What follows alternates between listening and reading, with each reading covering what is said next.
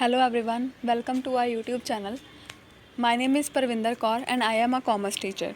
Today we start up with chapter number 15 of macroeconomics, that is foreign exchange rate. So foreign exchange means export and import of goods or services across the nations. So जब हम export और import कर रहे हैं तो exchange money भी हो रहा है। तो मनी जो है, जैसे इंडिया का कोई पर्सन है, उसने बाहर से कोई फॉरेन से कोई परचेज़ की है गुड्स, तो उसकी जो पेमेंट करेगा वो इंडियन रुपीज़ में तो करेगा नहीं, तो वो कन्वर्ट करेगा उस कंट्री की करेंसी में। तो जो कन्वर्ट करने के लिए हम मीडियम यूज़ कर रहे हैं या कोई मेजर यूज़ कर रहे हैं, that is a foreign exchange rate. So meaning and definitions क्या हैं फॉरेन एक्सचेंज रेट की? Foreign exchange is a exchange value of the currency of a country with the currency of some other country. Means India की currency को अगर हमने change करना है America की करेंसी में या कनाडा की करेंसी में, that is foreign exchange rate. So in other words, foreign exchange rate is that rate of exchange eight which 1 unit of a currency, हमारे इंडिया का 1 रुपी अगर हमने कन्वर्ट करना है तो अमेरिका के कितने डॉलर्स के इक्वल होएगा। So according to G. Crowther, the rate of exchange measures number of units of one currency which is exchanged in the foreign market for 1 unit of another.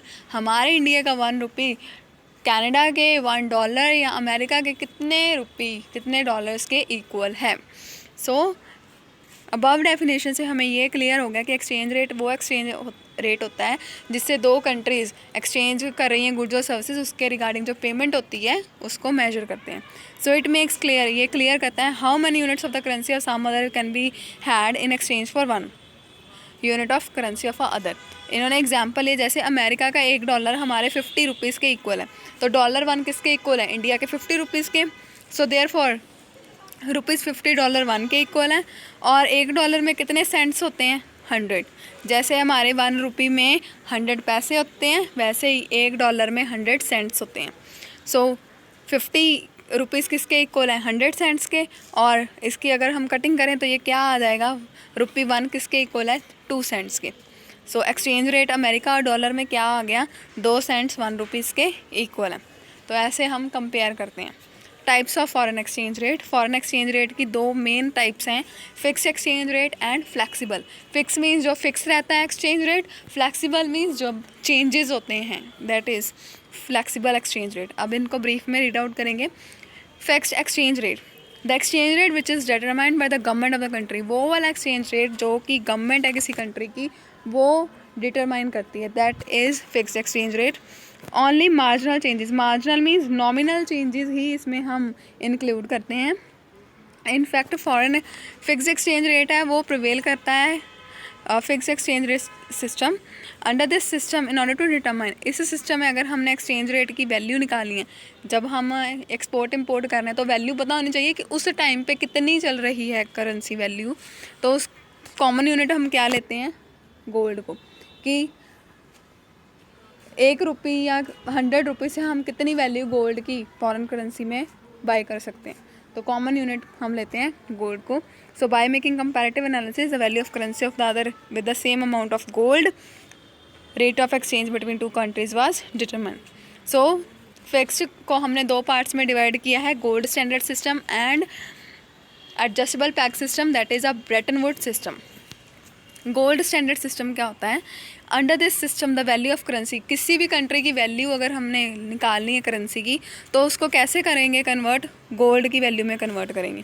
सो इस तरीके से हमारा गोल्ड स्टैंडर्ड सिस्टम पता लग जाता है।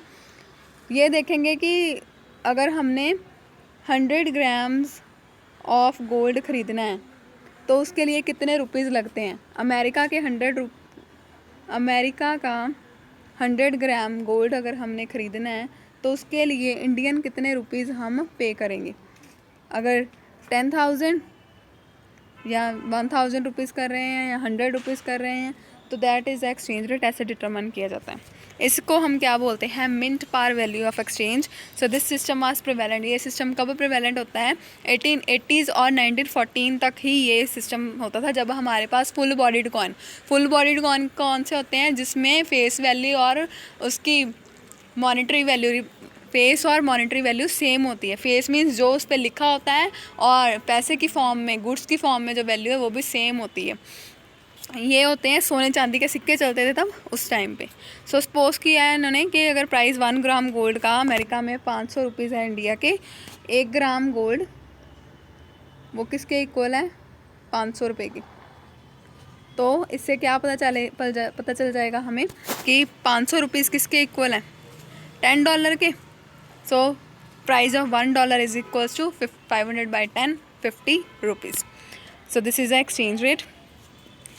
Next is adjustable peg system. ये system को हम ब्रेटन वुड सिस्टम बोलते हैं बिकॉज गोल्ड स्टैंडर्ड सिस्टम की कुछ कमियां थी, क्योंकि उसमें अनफेवरेबल बैलेंस ऑफ पेमेंट हमारे पास बहुत ज़्यादा आ गया था। इसीलिए फ्लेक्सिबल सिस्टम थोड़ा सा फ्लेक्सिबल करने के लिए एडजस्टेबल पैक सिस्टम बनाया गया है।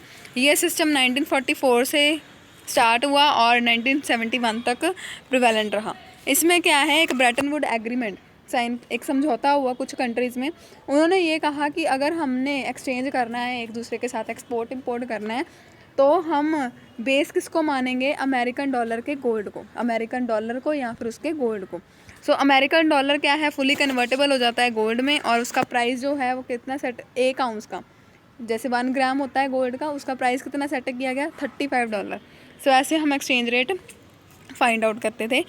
तो इसमें क्या था कि जो चेंजेस करने होते थे, अब थोड़ा सा एडजस्टेबल है तो no changes were permissible in the rate, but कुछ भी चेंजेस नहीं किए जाते थे, लेकिन अगर चेंज करने थे तो हमें परमिशन लेनी पड़ती थी IMF से। IMF is the international monetary fund.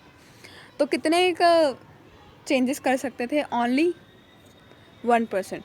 या तो 1% इंक्रीज़ हो जाता, अगर 10% है हमारा एक्सचेंज रेट तो उससे 1% या तो इंक्रीज़ कर जाएगा या डिक्रीज, सिर्फ इतना ही फ़र्क पड़ता था। So this is a non age adjustable peg system, जिसमें माइनर चेंजेस करते थे। और ये ब्रेटन वुड क्यों कहा जाता है, बिकॉज ये ब्रेटन वुड एग्रीमेंट था, जिसमें कुछ कंट्रीज़ ने एग्रीमेंट साइन किया था कि हम अगर एक्सपोर्ट इंपोर्ट करेंगे तो ये रेट रखेंगे, अमेरिकन डॉलर या फिर गोल्ड को बेस मानेंगे। एडवांटेजेस क्या है इसकी, स्टेबल था हमारा एक्सचेंज रेट, मतलब एक ही रहता है। प्रमोशन होती है इंटरनेशनल ट्रेड की, क्योंकि सभी को रेट पता होता है चीज़ों का। प्रमोशन होती है economic interdependence. Promotes long term capital investment.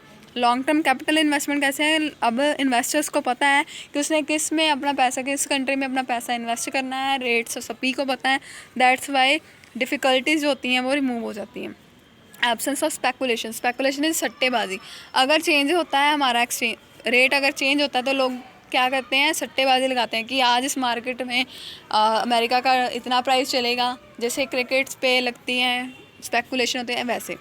Useful for trade dependent countries, जो ट्रेड पे डिपेंड होती है उनके लिए ये बहुत ही यूज़फुल है। No possibility of disequilibrium. Equilibrium क्या होता है, जहाँ पे हमारा डिमांड सप्लाई इक्वल होते हैं, तो इसमें कोई इसकी प्रॉब्लम नहीं आती। Confidence of people in exchange rate. Next disadvantages क्या है इसकी, फ्लेक्सिबिलिटी नहीं है, चेंज नहीं कर सकते। ह्यूज रिजर्व चाहिए फॉरेन करेंसी के, क्योंकि हमें पता है कि हमने इतना एक्सपोर्ट इंपोर्ट करना है तो दूसरी कंट्री के उतना हमें करेंसी चाहिए ही चाहिए। गवर्नमेंट इंटरवेंशन होती है। ट्रांसमिशन ऑफ ट्रेड साइकिल, अगर trade cycles boom, recession, depression का टाइम पीरियड है, उस पर हमने कैसे इन प्रॉब्लम्स को सॉल्व करना है, ये बहुत डिफ़िकल्टी है। सूटेबल फॉर शॉर्ट पीरियड, ये सिर्फ शॉर्ट पीरियड के लिए सूटेबल है। Problem of lack of international liquidity. International liquidity क्या होता है, पैसे की सिचुएशन, वो लाना मुश्किल है। कॉम्पिटिटिव डिवैल्यूएशन, अगर एक कंट्री से हम कंपेयर करें तो हमारी वैल्यू करेंसी है कंट्री की वो डी वैल्यू कम हो रही है। नीड फॉर कंट्रोल, यहाँ पे कंट्रोल की बहुत ज़रूरत पड़ती है बिकॉज सरकार की बहुत स्ट्रिक्ट रिस्ट्रिक्शंस होती हैं। सो this is about fixed exchange rate. Next is flexible exchange rate. Flexible exchange rate क्या है, the exchange rate which is determined, जिसको हम डिटरमाइन करते हैं या मेजर करते हैं on the basis of market forces. आपको मार्केट फोर्सेस पता है, डिमांड और सप्लाई, जहाँ पे डिमांड और सप्लाई की कर्व्स कट करती हैं वहाँ पे एक्सचेंज रेट मेजर किया जाता है। So in other words, flexible exchange rate is a rate of exchange which is determined on the basis of demand for and supply of foreign exchange in the foreign exchange market. Market में foreign exchange, international market में कितनी demand है products की, कितनी supply हो रही है, उससे हम एक्सचेंज रेट मेजर करते हैं। सो इसका फॉर्मूला क्या लिखा हुआ है, E multiply R is exchange rate, वो कि F is a function of demand and supply. Next determination कैसे होती है, डिमांड कैसे है। अब हम फॉरेन एक्सचेंज रेट की डिमांड होती है to make direct purchases. Foreign exchange means दूसरी कंट्री का पैसा हमें क्यों चाहिए, ताकि हमने डायरेक्ट परचेजेस करने हैं, इंपोर्ट करने हैं गुड्स, गिफ्ट ग्रांट्स देनी है, rest of the world sector को परचेज करनी है, फाइनेंशियल एसेट्स, स्पेकुलेशन करनी है, या इंटरनेशनल डेट, हमने अंतर्राष्ट्रीय कोई कर्जा लिया हुआ है उसकी पेमेंट करनी है। सो फॉर द पेमेंट और इम्पोर्ट हम डिमांड करते हैं दूसरी कंट्री की करेंसी की। अब सप्लाई, हमारी कंट्री की सप्लाई कब होती है पैसे की, जब रिसिप्ट होती हैं एक्सपोर्ट्स की।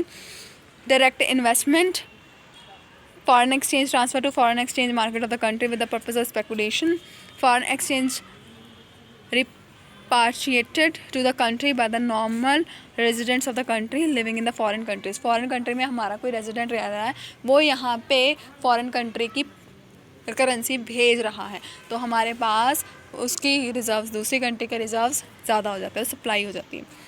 अब डिटर्मिनेशन कैसे होती है, देखो you all know very well कि जो डिमांड कर्व होती है वो हमेशा डाउनवर्ड जाती है और जो सप्लाई कर्व होती है वो हमेशा अपवर्ड जाती है। तो जहाँ पे ये क्रॉस कर रहे हैं that is the equilibrium point. So यहाँ पे हम बनाएंगे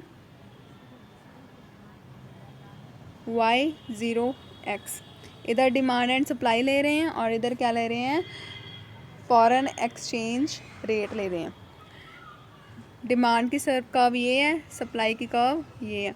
जहाँ पे ये कट करें दैट इज़ इक्विलिब्रियम पॉइंट, वहाँ पे हम क्या कर देंगे, यहाँ पे एम पॉइंट ले लो या क्यू पॉइंट ले लो और यहाँ पे पी पॉइंट आ जाएगा।